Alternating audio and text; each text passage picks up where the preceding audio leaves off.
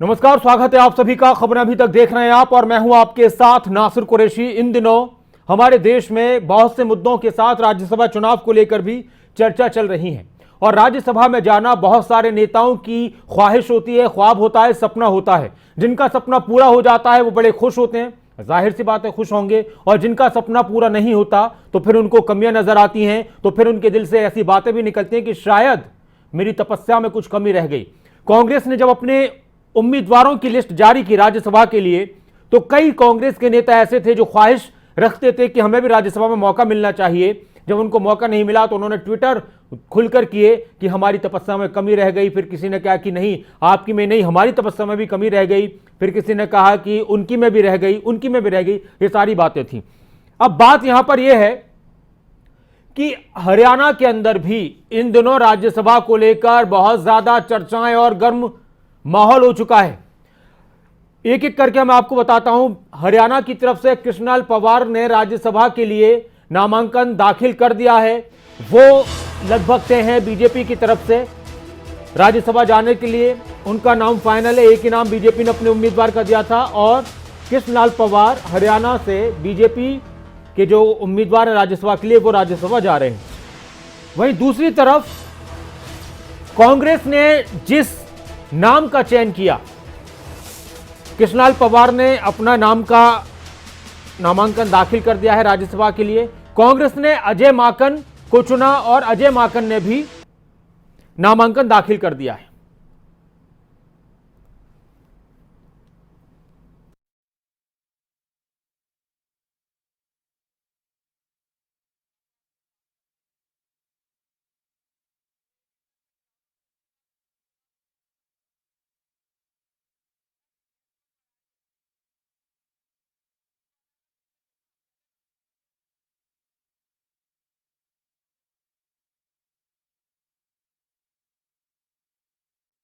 की तरफ से अजय माकन ने राज्यसभा के लिए नामांकन भर दिया है। कांग्रेस की तरफ से अजय माकन राज्यसभा उम्मीदवार हैं हरियाणा से। अब उनके नाम को लेकर बहुत ज्यादा कशमकश हरियाणा की एक राजनीति में और कांग्रेस में खासतौर से फिलहाल नजर आ रही है। जब उन्होंने नामांकन भरा तो नेता प्रतिपक्ष भूपेंद्र सिंह हुड्डा भी मौजूद रहे और प्रदेश प्रभारी विवेक बंसल भी मौजूद रहे, कांग्रेस अध्यक्ष उदयभान भी मौजूद रहे।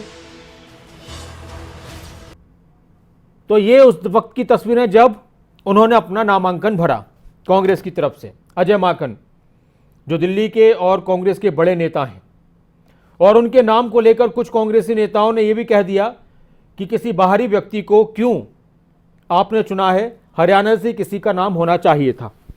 अब इस मामले में और इस चुनाव में दिलचस्पी तब बढ़ गई जब एक बड़ी खबर यह आई कि कार्तिकेय शर्मा ने निर्दलीय उम्मीदवार के तौर पर राज्यसभा के लिए नामांकन भरा है।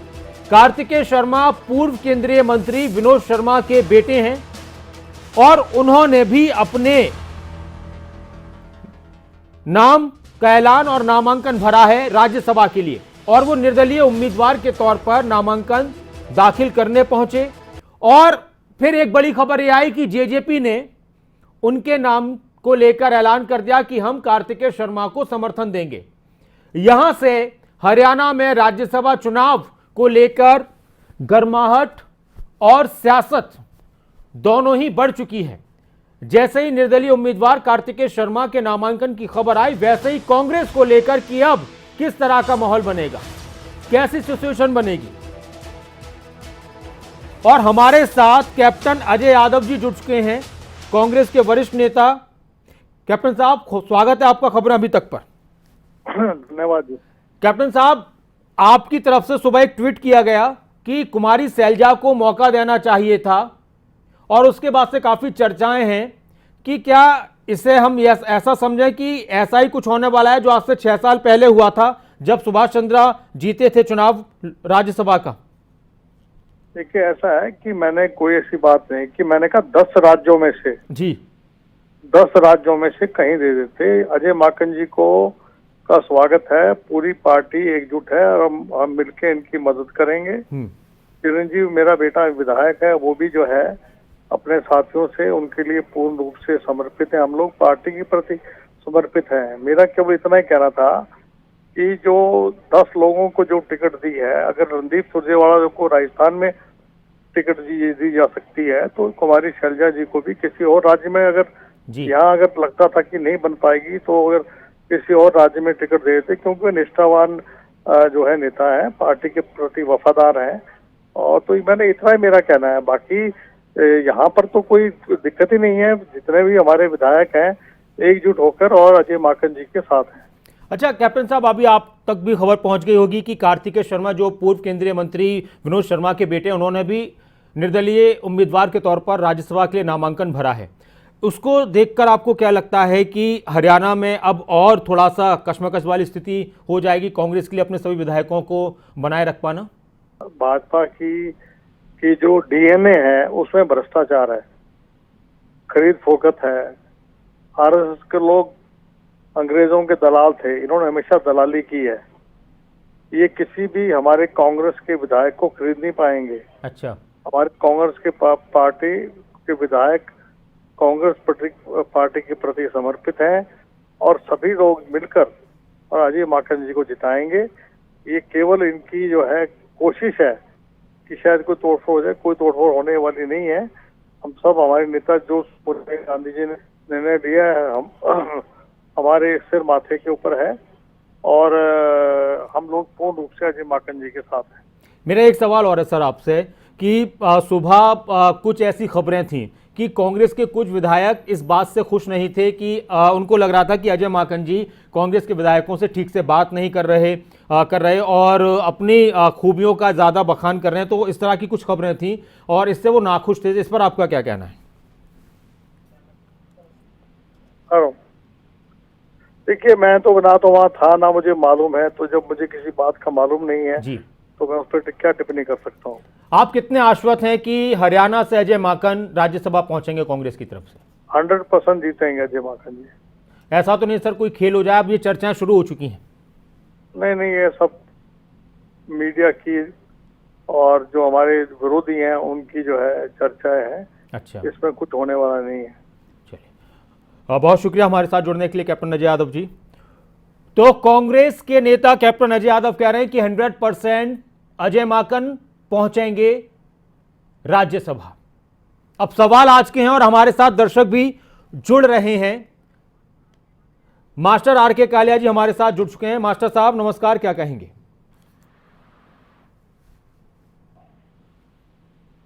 जी मास्टर भाई, जी कहिए सर। नाजिर भाई आदाब। आदाब सर। देखिए, जहां तक मेरी समझ है, हालांकि इतनी समझ हमें नहीं है राजनीति की, गुटबाजी से खेल तो बिगड़ेगा ही। अच्छा, तो अंडरस्टूड है। हमारी यूनियन का एक नारा है, united we stand, divided we fall. इसमें तो कोई दो राय है नहीं। और एक बात और कहना चाहूंगा मैं, तो हरियाणा वासी हैं, हालांकि माकन हमारे माननीय है, सभी के माननीय है। अरे मेरे अंगना में तेरा क्या काम है? अच्छा, कांग्रेस इतनी बड़ी पार्टी है। देखिए, मैं तो इस चीज से हैरान हूँ। हर रोज मैं बोलता हूँ, हमें भी कांग्रेस से बड़ी हमदर्दी है, हमारे अपने ही है सारे। ये वैसे तो सभी हमारे अपने हैं, लेकिन बताइए कैसी राजनीति हुई है कांग्रेस में? आप किसी बच्चे से पूछिए, आप सर्वे कीजिए, आप गलियों में जाइए, मोहल्लों में जाइए, गाँव में जाइए, देहात में जाइए, क्योंकि गुटबाजी जग जाहिर है। कैप्टन साहब मेरे बड़े आदरणीय है, मैं जानता हूँ इनको भी, लेकिन कम से कम थोड़ा बहुत सोचना चाहिए इनको। राजनीति इन्होंने करनी, हमने तो राजनीति करनी नहीं। ठीक है सर। आपने एक राय मांगी, हमने सही अपनी एक राय दी, गलत है वो ठीक है, वो आप जाने, माफना या ये पार्टी जाने। बहुत बहुत शुक्रिया। आप हमारे साथ जुड़े और बलदेव जी हमारे साथ हैं और सवाल आपके सामने है और भी कुछ अहम बातों से आपको रूबरू कराएंगे, लेकिन बलदेव जी की बात सुन लेते हैं हमारे एक और दर्शक। जी बलदेव जी। नमस्कार जी। कहिए। इसके बारे में कहना चाहूंगा जी, कांग्रेस के एमएलए को खुल के और कार्तिकेय को वोट देने चाहिए, ताकि हुड्डा साहब को पता चले कि भाई इन्होंने पिछली दफा क्या किया था, उसका उत्तर अब दे सकते हैं। और उनको हाईकमान से डरने की जरूरत नहीं, क्योंकि पिछली दफा हुड्डा साहब ने आर.के. आनंद को हराया था, तो इस दफा इनके कैंडिडेट को बुरी तरह हराना चाहिए। और कांग्रेस के जो एमएलए है उनको डरना नहीं चाहिए, क्योंकि पिछली दफा जब इन्होंने किया तो हाईकमान ने कोई इसके ऊपर एक्शन नहीं लिया था, तो अब भी हाईकमान कोई एक्शन नहीं लेगा। और विनोद शर्मा के बेटे को भारी बहुमत से इनको जिताना चाहिए कांग्रेस के। और बाकी बीजेपी और इनके एमएलए को, ताकि भूपेंद्र सिंह हुड्डा को पता चले भाई इन्होंने जो चौटाला साहब के साथ किया उसका नतीजा आज इनको ठीक है सर मिले। और जनता भी यही चाहती है कि इनके जो इन्होंने दिखा रखा है अभी मैं ही ठीक है सर, शुक्रिया आप हमारे साथ जुड़े। नीतीश शर्मा जी हमारे साथ हैं हिमाचल प्रदेश से। जी नमस्कार नीतीश शर्मा जी। जी नमस्कार।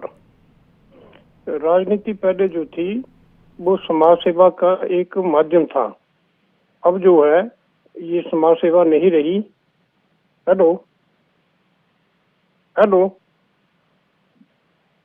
आप बोलिए। जी सर। हाँ ऐसा है, ये समाज सेवा थी पहले, राजनीति जो थी, अब ये समाज सेवा का माध्यम नहीं रहा। अब ये जो है मलाईदार ओहदे जो हैं इसी के लिए ये भाग दौड़ कर रहे हैं। तो कांग्रेस पार्टी तो पहले ही हाशिए पर चली गई है। तो मुझे नहीं लगता कि अजय माकन जी यहाँ से जीतेंगे। जितना बड़ा नेता हो उसको हाशिए पर धकेलने के लिए कांग्रेस का यही प्रयास रहता है, इनको कैसे नीचे दिखाना है।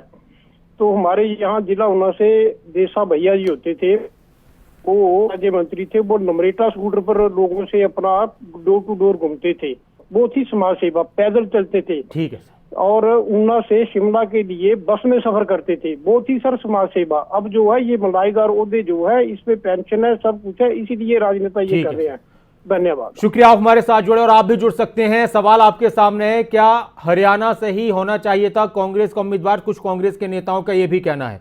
राज्यसभा के लिए निर्दलीय उम्मीदवार के नामांकन के बाद क्या कांग्रेस की मुश्किलें बढ़ जाएंगी? सवाल यह भी है। कार्तिकेय शर्मा उन्होंने नामांकन दाखिल किया है, क्या कांग्रेस का खेल बिगड़ेगा अब?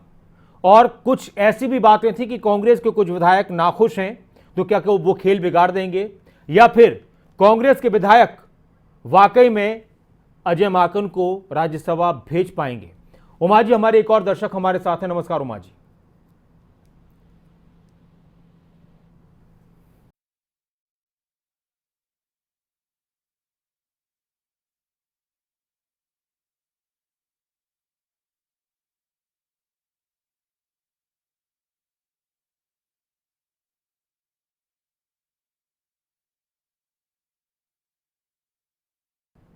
और इसमें एक बात यह भी आई थी निकलकर कि जो जेजेपी के नेता हैं डॉक्टर अजय चौटाला, उन्होंने कार्तिकेय शर्मा को समर्थन दिया है राज्यसभा के लिए। उन्होंने क्या कुछ कहा था वो भी सुनते हैं। जी पूर्व मंत्री के बेटे कार्तिक शर्मा, हमारी पार्टी ने भी उनको समर्थन दिया है। भाजपा के भी बचे हुए वोट उनको मिलेंगे और इंडिपेंडेंट्स भी उनको सपोर्ट करेंगे। विनोद शर्मा जी पूर्व मंत्री के बेटे कार्तिक शर्मा, हमारी पार्टी ने भी उनको समर्थन दिया है। भाजपा के भी बचे हुए वोट उनको मिलेंगे और इंडिपेंडेंट्स भी उनको सपोर्ट करेंगे। हमारे साथ एक और दर्शक है उमा जी हमारे साथ। नमस्कार उमा जी, क्या कहेंगे? जी नमस्कार। जी मैम। ये अगर कांग्रेस ने अजय माकन को हरियाणा से राज्यसभा के लिए टिकट दिया है तो मैं सोचती हूँ कि पुराने नेता हैं और अच्छा काम करेंगे। अच्छा काम किया है इन्होंने और आशा है कि अगर हरियाणा से चुने गए ये, अगर वहाँ की जनता इनको चुनती है और चुन के राज्यसभा में भेजती है तो ये अच्छा काम करें और अपने पार्टी का भी नाम रोशन करें और अपने हरियाणा के लिए जिस वजह से इनको चुना जाएगा वो भी पूरा करें अपना मकसद। धन्यवाद। शुक्रिया आप हमारे साथ जुड़े और आप भी जुड़ सकते हैं। और एक और वो बयान कार्तिकेय शर्मा, जब उन्होंने नामांकन अपना भर दिया तो उन्होंने क्या कुछ कहा और पूर्व केंद्रीय मंत्री विनोद शर्मा का क्या कुछ कहना था वो भी आपको सुनाते हैं। हमारे को हमें निर्दलियों का और जेजेपी का समर्थन है और बाकी लोगों से भी हम अपील करेंगे कि हमारे को समर्थन करेंगे और देंगे। बीजेपी का समर्थन भी होगा, हम सबका समर्थन लेंगे, हम सबका समर्थन मांगेंगे क्योंकि मैं एक इंडिपेंडेंट कैंडिडेट हूं। तो मैं चाहूंगा कि मैं सबसे अपील करूंगा कि सब मेरा समर्थन करें ताकि मैं अच्छा काम कर सकूं, आगे बढ़ सकूं हरियाणा के लिए। आज आपके ये प्रस्तावक कौन थे सर? आज आपके कौन विधायक? हमारे प्रस्तावक हम आपको लिस्ट दे देंगे। जेजेपी के भी थे, इंडिपेंडेंट कैंडिडेट्स भी थे, सब लोग मिलजुल के किए सब। और बीजेपी को लेकर कोई धनखड़ साहब से, सीएम साहब से कोई बातचीत हुई आपकी? मैं ऐसी सबसे बात करेंगे, सबको अपील करेंगे कि हमें वोट दें, क्योंकि इलेक्शन लड़ने का औचित्य ये होता है कि सब लोग हमें वोट करें और हम कागज वोट चाहिए सर। जी, आंकड़ा कितना होगा सर? हर चुनाव में जीत के लिए एक आंकड़ा चाहिए होता है और वो आंकड़ा तो अचीव करना ही पड़ता है। तो मेरे ख्याल से ये चुनाव किसी और चुनाव से फर्क नहीं है। तो उम्मीद करेंगे कि लोग हमें वोट करेंगे और हम जीतेंगे। जीत तब मिल पाएगी जब कांग्रेस के दो कम से कम 2 या 3। मैंने कहा किसी पार्टी विशेष की बात नहीं है। तो कांग्रेस वाला मैनेज कैसे? नहीं, मैनेज की बात नहीं, पार्टी विशेष की बात नहीं है। लोग स्वतंत्र है अपनी वोट डालने में। भाई कार्तिक शर्मा जीतने के लिए और जीत के विश्वास के साथ मैदान में उतरे हैं, जीतेंगे। हरियाणा के लिए मुद्दे यही हैं कि हरियाणा के लिए जो उम्मीदवार दिया गया है कांग्रेस पार्टी की तरफ से, वो हरियाणा का नहीं है, वो बाहर का है। वो हरियाणा के मुद्दों को राज्यसभा में रख नहीं सकेगा, हरियाणा को इंसाफ नहीं दिलवा सकेगा। इसलिए कार्तिक शर्मा ने फैसला किया कि मैं हरियाणा के मुद्दों को लेकर जाऊंगा राज्यसभा में as a representative of the state, और मैं वहां पे हरियाणा के मुद्दों को रखूंगा और हरियाणा के लोगों को इंसाफ दिलाने के लिए उनके लिए लड़ूंगा। तो एक बड़ा बयान यहां पर विनोद शर्मा की तरफ से कि जो हरियाणा से कांग्रेस के उम्मीदवार हैं वो हरियाणा के नहीं है और वो हरियाणा की आवाज को उस तरह नहीं उठा पाएंगे। और कार्तिक शर्मा कह रहे हैं कि मैं हरियाणा की आवाज को बुलंद करूंगा, उठाऊंगा, हरियाणा के लिए काम करेंगे। तो कार्तिक शर्मा की तरफ से जो पूर्व केंद्रीय मंत्री विनोद शर्मा के बेटे हैं, उन्होंने अपना नामांकन दाखिल किया है राज्यसभा में, राज्यसभा के लिए निर्दलीय उम्मीदवार के तौर पर। और बड़ी बात यहां से शुरुआत होती है कि फिर उनको जेजेपी का भी समर्थन मिल गया है। चौधरी रणजीत सिंह ने भी समर्थन दे दिया है और उनका कहना है कि हम अपने हिसाब से सभी से समर्थन मांग रहे हैं। जेजेपी का मिल चुका है, निर्दलियों से भी बात हुई है, अब बीजेपी से भी वो कह रहे हैं, बीजेपी को लेकर कि उनसे भी हम अपील करते हैं कि हमें सभी समर्थन दें। और यहां से हरियाणा में राज्यसभा की ये जो लड़ाई है ये भी और दिलचस्प हो चुकी है।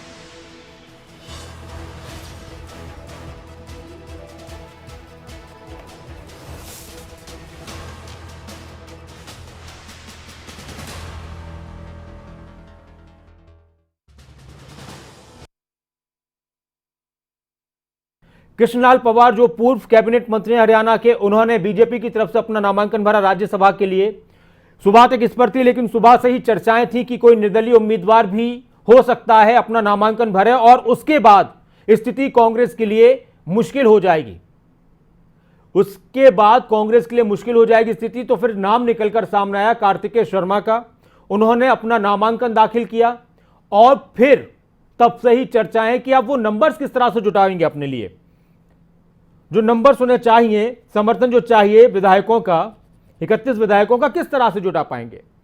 तो जेजेपी ने समर्थन कर दिया है, निर्दलीय उम्मीदवारों से उनकी बात हुई, उनका कहना है बीजेपी भी उनको समर्थन करेगी, इस तरह की बातें हैं। अब कांग्रेस से ऐसे कौन से विधायक होंगे जो अपनी पार्टी के कैंडिडेट के लिए वोट न करके कार्तिकेय शर्मा के लिए करेंगे, अंदर ही अंदर माहौल बिगड़ जाएगा, उसको लेकर कांग्रेस के लिए जसपाल जी हमारे साथ हैं। नमस्कार जसपाल जी। हाँ, निर्दलीय को देना ठीक है जी। हाँ जी, हरियाणा का होना चाहिए ना कैंडिडेट। बहुत दिग्गज नेता है कांग्रेस में, यह क्या किया, क्या ही कमान की चलेगी सेंटर की। ठीक है सर, शुक्रिया आप हमारे साथ जुड़े। अब इसमें एक और बात दिलचस्प ये है कि जो रणदीप सुरजेवाला है, कांग्रेस के वरिष्ठ नेता, उनको भेजा गया है राज्यसभा की उनको राज्यसभा के लिए जो चुना गया है नामांकन के लिए, जो उनके नाम का ऐलान हुआ है वो हुआ राजस्थान से। अब लोग ये भी कह रहे थे कि इसलिए ऐसा नहीं हुआ कि कहीं उनके नाम पर खेला ना हो जाए, कहीं मामला ना बिगड़ जाए, तो उनको राज्यसभा। अब राज्यसभा के लिए रणदीप सुरजेवाला के नाम का जो ऐलान हुआ है कांग्रेस की तरफ से, जो उनको टिकट मिला है राजस्थान में, उसको लेकर भी काफी चर्चाएं। वहां पर राजस्थान के कांग्रेस के बहुत से नेता विरोध कर रहे हैं कि किसी बाहरी को क्यों दे दिया, और इसको लेकर राजस्थान के मुख्यमंत्री अशोक गहलोत बोल रहे थे, उनका बयान भी सुनते हैं। मुद्दा बनाने की कोशिश कर रहे हैं, बाहरी के नाम पे मुद्दा बनाने कोई मुद्दा नहीं है। मैंने कल भी कहा है कि आज जो हालात है, हमारी पार्टी का भी हालात हम जानते हैं। हम चाहते हैं कि ये जो फासिस्ट लोग बैठ गए देश में आकर के, आज पूरा देश चिंतित है, तनाव में है, हिंसा में है। पत्रकार, साहित्यकार, लेखक तमाम आर्टिकल लिख रहे हैं, कोई परवाह नहीं कर रहा है।